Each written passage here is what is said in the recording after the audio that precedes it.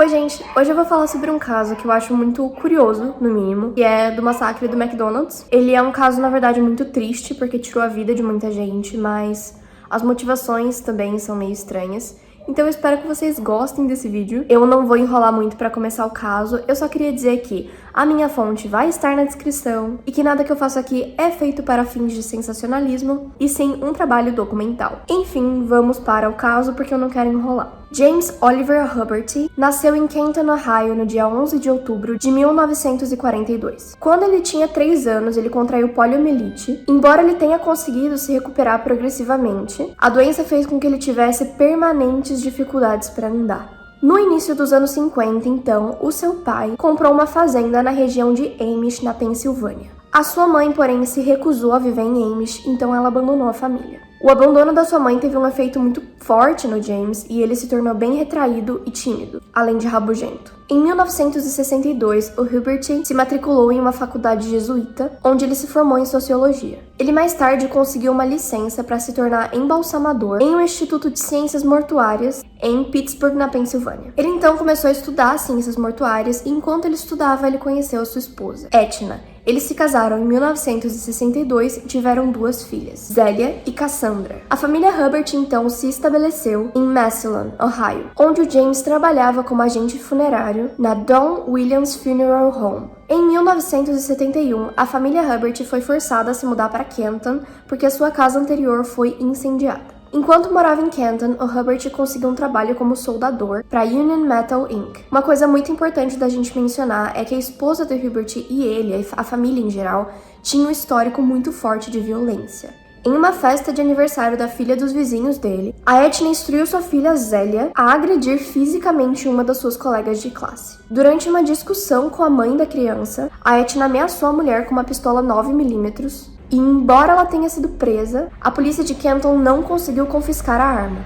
Teve inclusive um momento em que o próprio James atirou na cabeça do seu pastor alemão quando um vizinho reclamou que o cachorro tinha danificado o seu carro. A violência doméstica era uma coisa frequente na casa do Hubbard. Uma vez, a Etna, sua esposa, teve que preencher um relatório do Departamento de Crianças e Serviços à Família de Canton, dizendo que o seu marido havia mexido com o seu maxilar.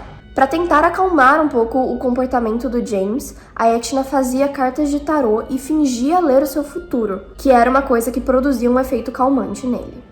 Depois de ter sofrido um acidente de moto, o Hubbard teve uma contração involuntária no seu braço, e foi uma condição que impossibilitou que ele continuasse com seu trabalho como soldador. Em janeiro de 1984, então, a família deixa Canton, vai brevemente para Tijuana, no México, mas se estabelece em San Isidro, uma comunidade de San Diego, na Califórnia. Lá, ele consegue um trabalho como segurança, mas acaba sendo demitido do seu cargo 2 semanas antes do tiroteio. O apartamento onde eles moravam ficava a 3 quadras do McDonald's onde o caso aconteceu. Um dia antes do massacre, o Hubbard liga para um centro de saúde mental, um hospital psiquiátrico, só que a recepcionista acaba escrevendo o seu nome errado, ao invés de Hubbard, ela escreve Schubert.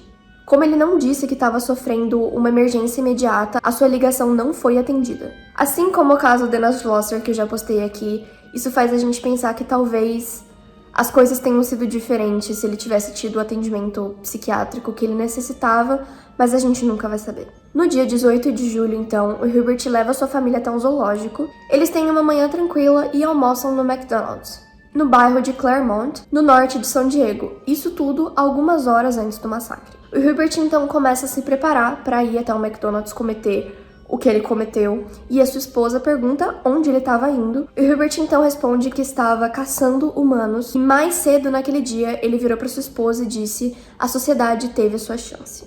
A Etna inclusive foi questionada pela polícia e perguntou por que ela não tinha relatado esse comportamento antes, e uma testemunha chegou a ver o Hubbard saindo do seu apartamento com 2 armas, indo em direção ao McDonald's. Ele chegou a ligar para a polícia, mas acabou dando o endereço errado. O massacre então aconteceu no dia 18 de julho de 1984.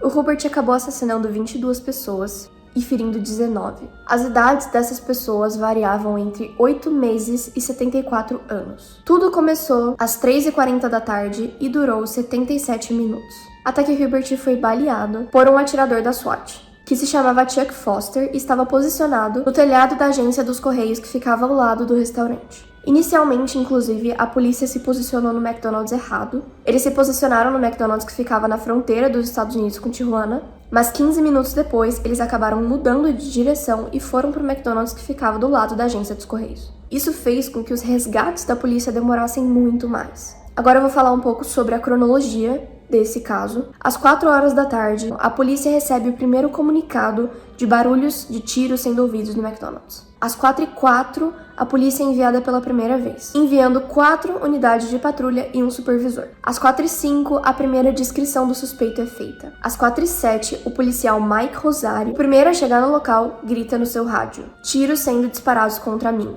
Retornando fogo com 2 tiros. Solicito o código 10. Às 4h08, a unidade paramédica que estava indo para o local é interrompida por tiros e eles começam a tentar enviar helicópteros de resgate.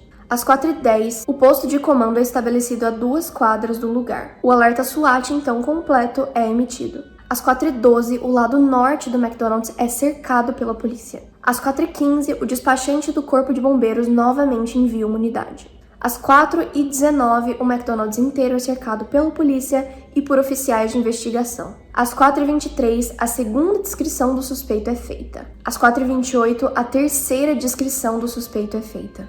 Às 4h29, o comandante da SWAT, Tenente Jerry Sanders, é notificado sobre o tiroteio depois que o seu pager não funcionou. Às 4h35, a primeira equipe de atiradores SWAT, a chegar no local, liberam os policiais do lado norte do restaurante. Às 4h45, todos os policiais que estavam no restaurante são substituídos por atiradores da SWAT. Às 4h48, uma descrição final do Hubert é feita. Às 4h51, testemunhas identificam a presença de mais de uma dúzia de pessoas dentro do restaurante, sem saber se elas ainda estão vivas. E é confirmado também que o suspeito está sozinho e armado com vários tipos de armas. Às 5h02, a segunda equipe de atiradores da SWAT é posicionada no telhado da agência dos Correios. Às 5h04, os atiradores do lado norte perguntam se a luz verde está autorizada, isso é, se eles têm ordem para atirar no Hubert. Às 5h05, o Sanders, comandante da SWAT, a caminho do local de carro, ouve no seu rádio que a luz verde está autorizada. Às 5h13, o Sanders, que já está em cena, autoriza a luz verde. Às 5h14, o suspeito dispara uma salva de tiros em direção ao Boulevard San Isidro. Às 5h16, um oficial da SWAT, no nível do solo, na agência dos Correios, dispara 2 rodadas contra o suspeito, em resposta aos repetidos tiros. Às 5h17, então, Charles Foster, o atirador da SWAT, atira de cima da agência dos Correios em direção ao McDonald's, matando Hubert com um único tiro. Durante o acontecido, o Hubert declarou várias vezes que tinha matado várias pessoas durante o Vietnã, só que ele na verdade nunca tinha servido no ramo militar e isso era uma mentira.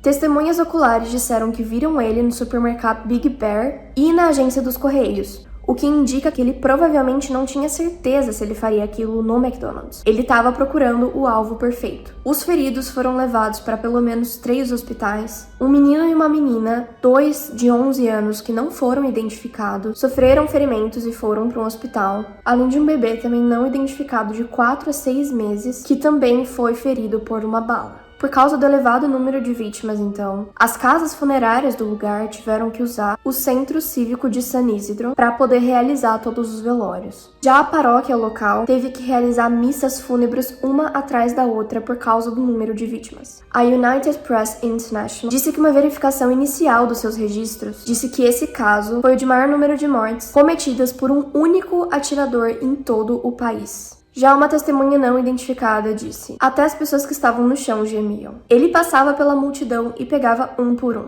Até crianças em bicicletas foram abatidas enquanto tentavam se proteger. Já um policial disse que quando ele chegou, o suspeito estava atirando em todos os lugares, qualquer coisa que se movesse. Eu vi corpos jazendo do lado de fora, adultos e crianças. Outro comandante relatou que o atirador estava atirando em tudo que estava à vista, incluindo uma vítima na rodovia, várias pessoas de fora do restaurante, 10 ou 11 dentro das instalações. Ele entrou no restaurante carregando rifles e começou a atirar. Em 1986, a Aetna tentou processar o McDonald's, além de processar Babcock e Wilcox, que eram os antigos empregadores do Hubert, só que ela não teve sucesso em nenhum dos processos. Ela processou eles em um tribunal de Ohio em 7,88 milhões de dólares, alegando que o massacre foi causado por uma combinação entre comida tóxica do McDonald's e um trabalho com metais venenosos. Ela alegou que o glutamato monossídico da comida, combinado com os altos níveis de chumbo e cádmio no corpo dele, induzia vários delírios e raiva incontrolável. Uma autópsia realmente revelou altos níveis de metal no corpo dele,